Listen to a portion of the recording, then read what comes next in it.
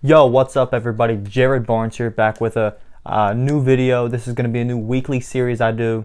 It's Overreaction Monday. I'm excited. The NFL season kicked off this weekend. It started on Thursday with the Kansas City Texans game. There was an absolute blowout by the Kansas City Chiefs.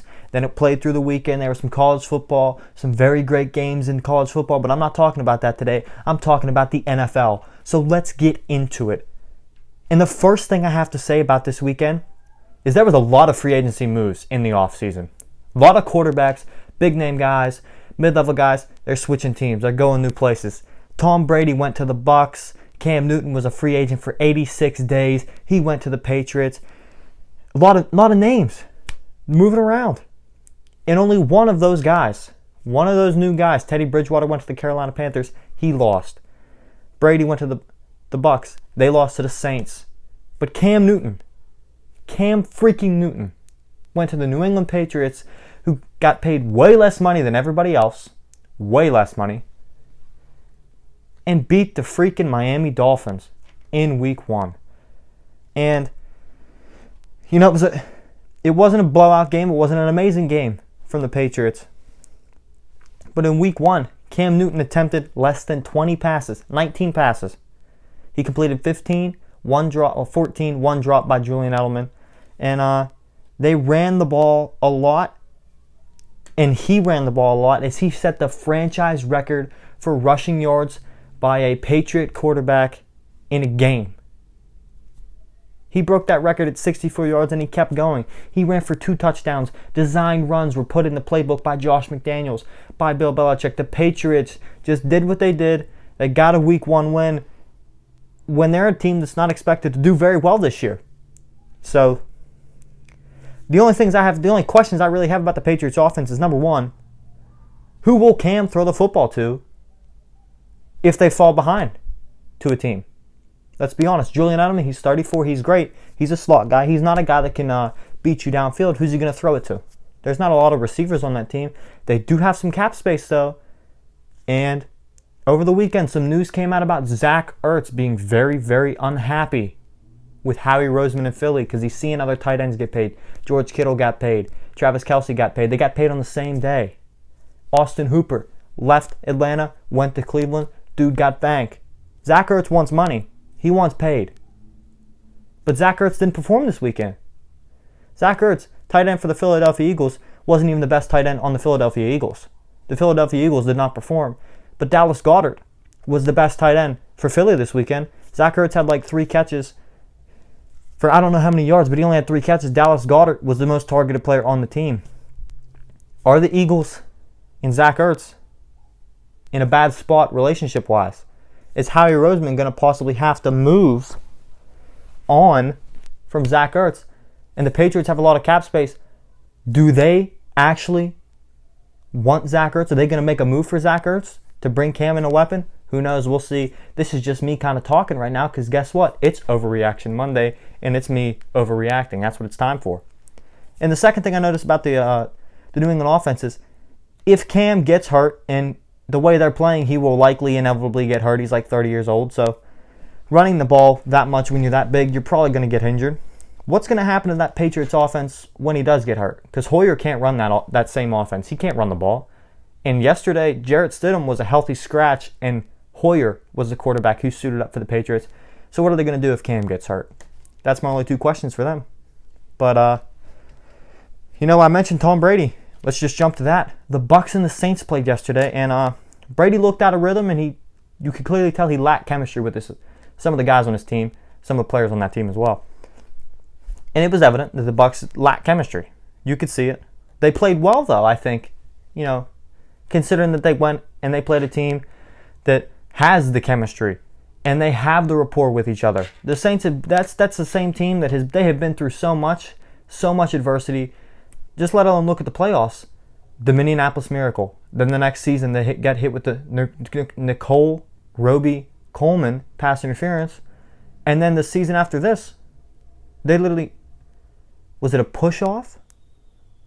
Who knows? Who knows if it was a push-off?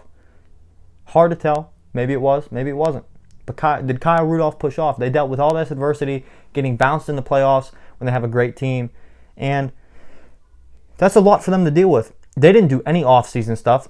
Sean Payton pretty much said, we'll see you guys at training camp. We're not doing this bull crap. And they didn't lack chemistry in week 1, but they've been together for quite some time.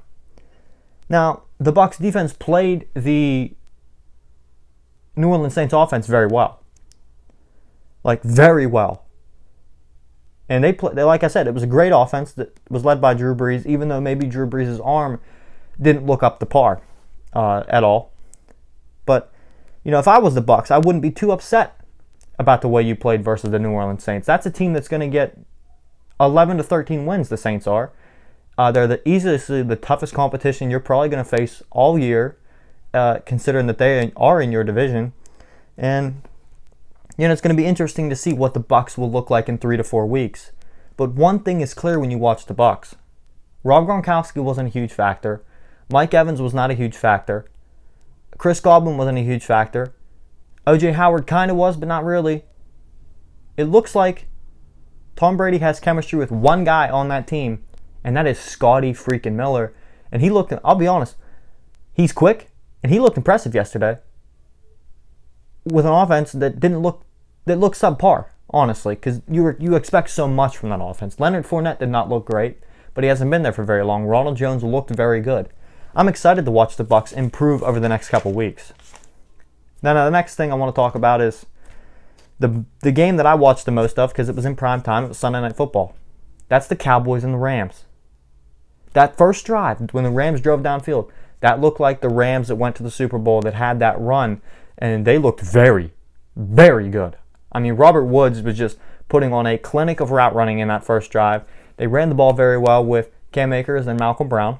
And then the next drive, not the next drive, but the literal next drive in the game, the Dallas Cowboys come out, and they look like the Dallas Cowboys of old. They look like the Jason Garrett-led Dallas Cowboys, but this is not the Jason Garrett-led Dallas Cowboys. This is Mike McCarthy's Dallas Cowboys. And they did not look very good. And regardless of whether, I watched the whole game, you look at the whole game, and regardless of whether that pass interference call that was made on Michael Gallup on Jalen Ramsey, whether you believe that was pass interference on Gallup or whether you are like me and believe that was a good play, Ramsey just sold it very well because he's a pro. That's why he makes $100 million. Again, congrats to Ramsey on the bag, man. I think any player that gets paid deserves to get paid because you're worth what someone's willing to pay you, and the Rams are willing to pay out for Ramsey. So good for you, Ramsey. But whether you believe that was a pass interference call or not, I believe it was not a pass interference call. Ramsey sold it well. And that play would have shifted the game. I think the Cowboys would have either took them into overtime or won. But, I believe part of the reason that the offense looked the same was the man calling the plays in Kellen Moore, who he called plays last year under Jason Garrett. And he had a successful offense last year, but at times that offense was known to choke, And he did that last night. The Cowboys offense, they choked last night. They had a chance to win the game, and they absolutely blew it. And, there's too much talent on that offense for them to be scoring 17 points. I mean, I did not know a whole lot about Pollard, the second string running back behind Zeke, but man, he was impressive last night. CeeDee Lamb showed flashes. I mean, there was a couple times they lined him up in the backfield. I don't know if a lot of people noticed that, but there was a couple times he came out the backfield. Zeke was lined up at wide out. Like, they were doing a little bit of different stuff than they were doing last year. But it all came down to who was calling the plays, and Kellen Moore did what he did last year, and he choked. So, I would expect Mike McCarthy to be on Kellen Moore a little bit more about the game plan. I think Mike McCarthy may step in if this continues. 17 points, that Dallas team, that's a team that maybe should have scored 30 last night, honestly. Just when you look at that offense on paper. The offensive line did not perform well. But that Rams pass rush, when you look at Aaron Donald, it's tough to play Aaron Donald, let alone, the other guys that are on that team. I mean, it's tough. But, they were just decent last night. I'd expect to see a lot more improvement out of Dallas in the next month or so. And if they go 2-2 in the first 4 games, they're in a good spot because that's right where Dallas wants to be, 500. That's their goal. Now, moving on from that, though, Aaron Rodgers. MVP of the freaking league. He heard what everybody said about him this offseason. He was washed up. His time's about over. He just led them to a 13-3 record in an NFC Championship appearance last year, and everybody's saying that he's washed up. He's not. He's Aaron freaking Rodgers. He's not washed up. Sorry, my voice is getting kind of dry. Kind of a lot of emotion here. But he came out against the Vikings defense. That, yeah, they've lost a couple guys, but guess what? They're the Vikings defense. They're pretty freaking good. And he threw for 300-plus yards, 3 touchdowns, throwing dimes and suck-it signs is what he was doing. And their offense just absolutely slaughtered the Vikings. Just slaughtered them. And there was a couple drops, too. Devontae Adams looked amazing. Aaron Jones is Aaron Jones. Jamal Williams, coming out that backfield as a receiver, is going to be even better this year than he was last year. But he's also going to run the ball very well. I expect a lot out of Jamal Williams. Then after that, they have A.J. freaking Dillon, who came out of Boston College, who might have the biggest legs next to Saquon Barkley in the entire league. So that, they got a lot to be excited about up there. Lazard stepped up, Valdez-Scantling stepped up, and Devontae Adams played lights out yesterday. But moving on from one of the best offenses, one of the best looking offenses in the league, to maybe the worst looking team in the league, and that's the Cleveland Browns. Now, they're clearly the worst, but most talented team. They're not the most talented team in the NFL, but they're the worst, most talented team I've ever seen in my life. Baker at quarterback, Nick Chubb and Kareem Hunt at running back, Austin Hooper at tight end, Odell and Jarvis at wide receiver. That's a potent offense. They fixed that offensive lineup a little bit in free agency, yet they played like garbage yesterday against the Ravens. They scored 6 points. Nick Chubb touched the ball like 11 times. Kareem Hunt had more touches than Nick Chubb, which is telling because I have Nick Chubb on my fantasy team, so that makes me nervous as a fantasy owner for Nick Chubb, let alone what their season might look like, because Nick Chubb is a powerful running back. Kareem Hunt's more of a pass catcher, but he can run the ball very well. And you're like, well, that could be just because they were down, but still, it's a little telling what their offense might be this year. Maybe the new head coach, who I'm forgetting his name now, was the offensive coordinator for the Vikings last season. He was a different type of offense, so maybe he wants Kareem Hunt to have the majority of the touches, but Baker Mayfield looked lost yesterday, just absolutely lost. They did things that were, there's a couple things in the world that are going to continue to be what they are.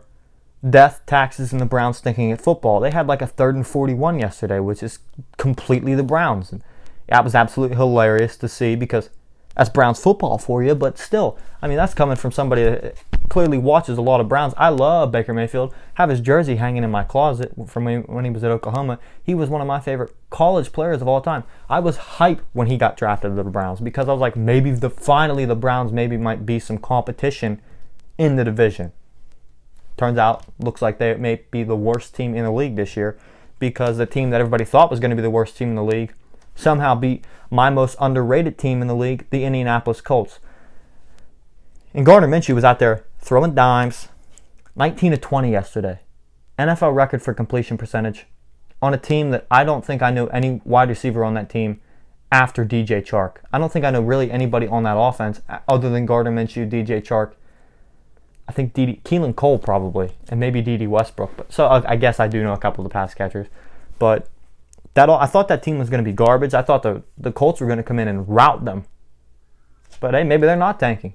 Maybe they're not tanking.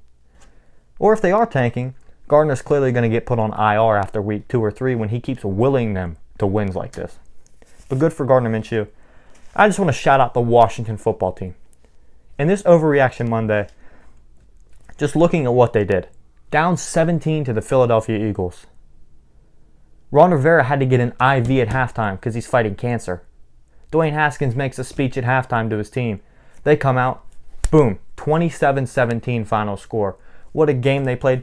The first time, it was the largest comeback in franchise history versus the Philadelphia Eagles for the Washington football team. Most sacks in a game since 2014. And Dwayne Haskins looked like he could be not a bust. I mean, 27 unanswered points versus a team that, yeah, while they did have a rugby player playing right tackle and, you know, their best running back was out of the game, Zach Ertz was pretty much eliminated from the game, so their best wide receiver option was Dallas Goedert, who did very well. And thank you for doing well, Dallas Goedert, because you are on my fantasy team, so I was kind of hyped for that to happen. I was playing Zach Ertz, so good to see him suck it up.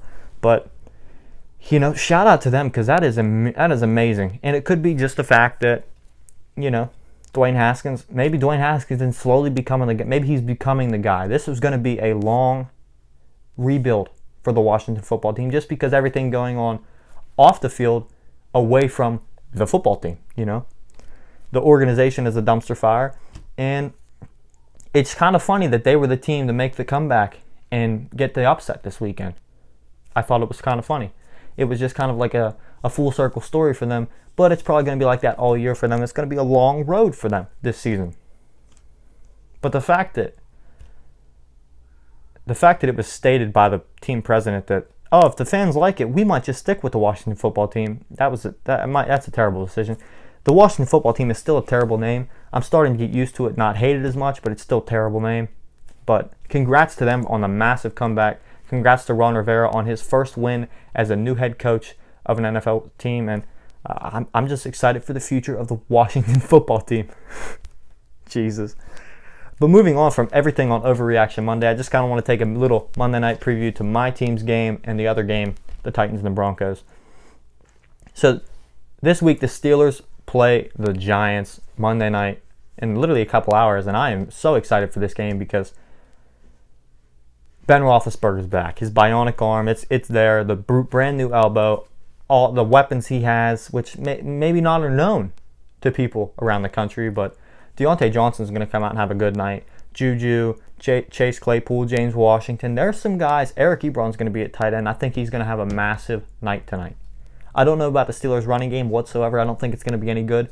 But Ben's going to have to probably throw for 300 yards for them to win this game. They are facing a tough Giant squad in Danny Dimes and Saquon Barkley, Mr. Quads himself. And that's a tough matchup. But I think the Steelers are going to win this game tonight. I'm excited to hear Herbie and Fowler on the call. This is the first time we're going to ever hear them on an NFL game. Who knows if it's the last time, too. So I'm extremely excited for this game just because of it's my team, the Pittsburgh Steelers, and it's my favorite announcing crew other than Al Michaels and Chris Collinsworth in Herbstreit and Fowler. So I'm excited. And then the second Monday night game is the Titans and Broncos. And I'm expecting the Titans to run away with this game just because pretty much in week one we have seen a lot of people that are not having all their fundamentals together. And if you're playing a team like the Titans, you might need all your fundamentals in the right place because the Broncos defense doesn't have Von Miller. And if your fundamentals are not in the right places, you now are facing the toughest running back to probably tackle in the NFL right now. So it's going to be tough for the Broncos tonight. I think the Titans are going to rout them. I think the Steelers could rout the Giants as well. So that's my two picks for the night. Hope you enjoyed the Monday Night Football games tonight. Thanks for watching Overreaction Monday with Jared Barnes. It's been a great one. Have a great day, y'all. Enjoy the week. See you later. I'm out. BB Sports Media.